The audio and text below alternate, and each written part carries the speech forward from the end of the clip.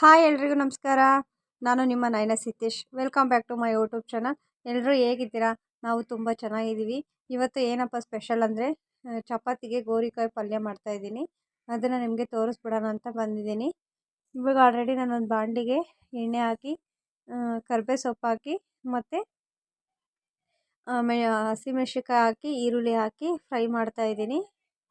ಇದು ವಿಡಿಯೋ ಮಾಡೋಕ್ಕಾಗಲಿಲ್ಲ, ನಾನು ಹೇಳ್ತಾ ಇದ್ದೀನಿ ನೋಡಿ. ಎಣ್ಣೆ ಮತ್ತು ಕರಿಬೇವು ಸೊಪ್ಪು ಮತ್ತು ಹಸಿಮೆಣ್ಸಿನ್ಕಾಯಿ ಈರುಳ್ಳಿ ಹಾಕ್ತಾಯಿದ್ದೀನಿ. ಇದು ಹಾಕಿ ಚೆನ್ನಾಗಿ ಫ್ರೈ ಆಗಬೇಕು.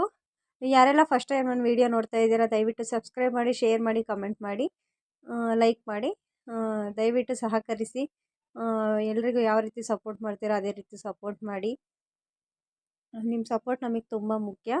ನೋಡಿ, ಇದು ಈರುಳ್ಳಿ ಎಲ್ಲ ಆಲ್ರೆಡಿ ಫ್ರೈ ಆಗಿದೆ. ಇಷ್ಟ ಆದ್ರೇ ಸಾಕು.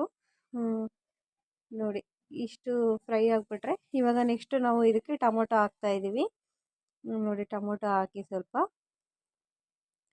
ಇವಾಗ ಟೊಮೊಟೊನ ಸ್ವಲ್ಪ ಚೆನ್ನಾಗಿ ಫ್ರೈ ಆಗಬೇಕು. ನಾನು ಜಾಸ್ತಿ ಮಾಡ್ತಿಲ್ಲ, ಸ್ವಲ್ಪ ಮಾಡ್ತಿರೋದ್ರಿಂದ ಸಿಂಪಲ್ಲಾಗಿ ಮಾಡ್ತಾಯಿದ್ದೀನಿ, ಕಡಿಮೆ ಕ್ವಾಂಟಿಟಿಲಿ. ನಿಮಗೆ ಎಷ್ಟು ಕ್ವಾಂಟಿಟಿ ಬೇಕೋ ಅಷ್ಟು ಕ್ವಾಂಟಿಟಿ ನೀವು ಮಾಡಿ. ನೀವು ಒಂದ್ಸಲ ಟ್ರೈ ಮಾಡಿ, ಹೇಗಿತ್ತು ಅಂತ ಕಮೆಂಟ್ ಮಾಡೋದನ್ನ ಮರಿಬೇಡಿ ಫ್ರೆಂಡ್ಸ್. ನೋಡಿ, ಇದು ಆಗಿದೆ. ನಾನು ಇದನ್ನು ಗೋರಿಕಾಯಿನ ಎಲ್ಲ ಕೈಯಲ್ಲೇ ಮುಟ್ಕೊಂಡು ಚೆನ್ನಾಗಿ ತೊಳ್ಕೊಂಡು ನಾನು ಇವಾಗ ಇದಕ್ಕೆ ಆ್ಯಡ್ ಮಾಡ್ತಾಯಿದ್ದೀನಿ. ಇದಕ್ಕೆ ಹಾಕ್ತಾಯಿದ್ದೀನಿ ನೋಡಿ.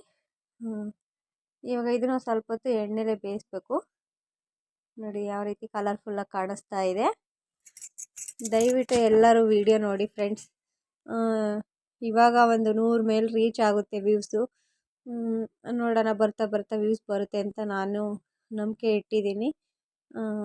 ನೋಡಿ, ಇವಾಗ ಇದನ್ನು ಎಣ್ಣೆಲಿ ಒಂದು ಸ್ವಲ್ಪ ಹೊತ್ತು, ಒಂದು 5 ನಿಮಿಷ ಆದ್ರೂ ಫ್ರೈ ಮಾಡಬೇಕು.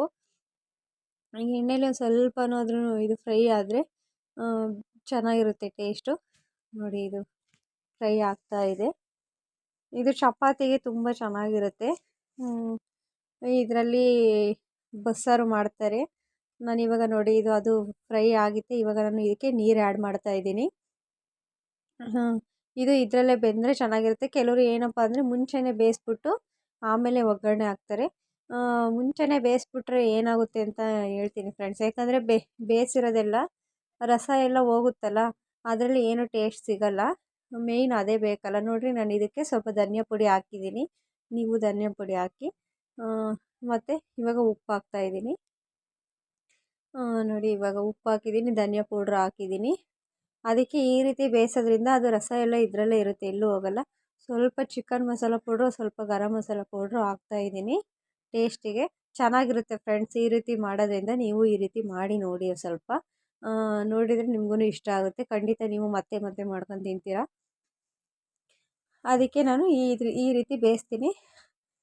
ಬೇಯಿಸಿ ಹಾಕೋದ್ರಿಂದ ಚೆನ್ನಾಗಿರಲ್ಲ. ಇವಾಗ ನೋಡಿರಿ, ಕೊತ್ತಂಬರಿ ಸೊಪ್ಪು ಹಾಕ್ತಾಯಿದ್ದೀನಿ. ಇದು ಮುಕ್ಕಾಲು ಭಾಗ ಆಲ್ರೆಡಿ ಎಲ್ಲ ನೀರೆಲ್ಲ ಹಿಂಗಿದೆ ಅಂದರೆ ಬೆಂದಿದೆ ಅಂತಲೇ ಅರ್ಥ. ಮುಕ್ಕಾಲು ಭಾಗ ಬೆಂದಿದೆ, ಇನ್ನು ಕಾಲು ಭಾಗ ಬೇಯಬೇಕು. ನೋಡಿ, ಇವಾಗ ನಾನು ಇದಕ್ಕೆ ಸ್ವಲ್ಪ ಕಾಯಿ ತುರಿ ಹಾಕ್ತಾಯಿದ್ದೀನಿ. ಚೆನ್ನಾಗಿರುತ್ತೆ ಫ್ರೆಂಡ್ಸ್ ಕಾಯಿ ತುರಿ ಹಾಕಿದರೆ.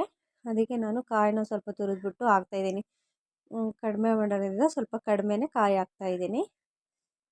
ನೋಡಿ, ಇದು ಬೆಂದಿದೆ ಆಲ್ರೆಡಿ ಎಲ್ಲ. ತುಂಬ ಚೆನ್ನಾಗಿತ್ತು ಫ್ರೆಂಡ್ಸ್. ನಾವು ತಿನ್ನಲ್ಲ ಆವಾಗ, ತುಂಬ ಟೇಸ್ಟಿಯಾಗಿತ್ತು.